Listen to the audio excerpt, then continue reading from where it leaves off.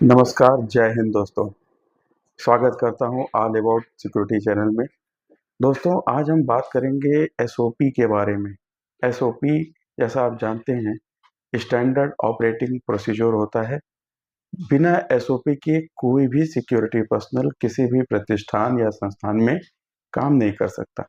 लेकिन अगर उसको एसओपी के बारे में पता है, तो कोई भी ऑडिट हो, कोई भी निरीक्षण हो, वह एसओपी के तहत काम करके उस ऑडिट और निरीक्षण को सफलतापूर्वक संपन्न कर सकता है। नमस्कार सर, मेरा नाम शुभम है। सर, मैं आपसे एक पूछना चाह रहा था कि जैसे आपने बताया एसओपी के बगैर हम कोई काम नहीं कर सकते।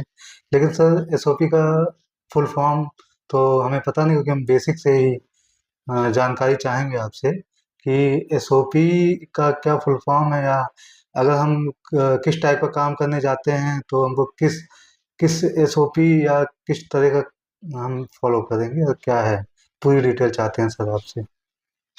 शुभम, पहले तो नमस्कार आपको। आपने बहुत ही बढ़िया क्वेश्चन पूछा है।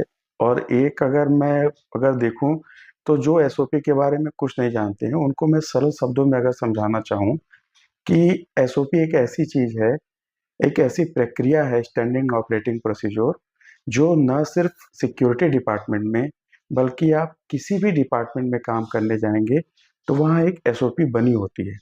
और उसी एसओपी के तहत कार्यस्थल पे जो भी हमारा नया एम्प्लॉय आता है या पुराना एम्प्लॉय होता है, तो जब पुराना एम्प्लॉय होता है तो वो एसओपी के तहत काम करता है। लेकिन जब नया एम्प्लॉय आता है तो एसओपी बनी होती है, और उसी एसओपी के अकॉर्डिंग वो काम करता है नया वाला एम्प्लॉय।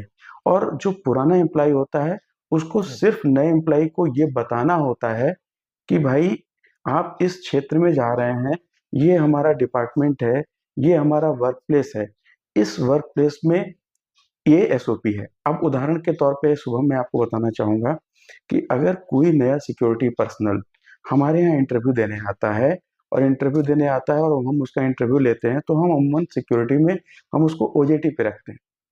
ओजेटी का मतलब शुभम होता है ऑन जॉब ट्रेनिंग।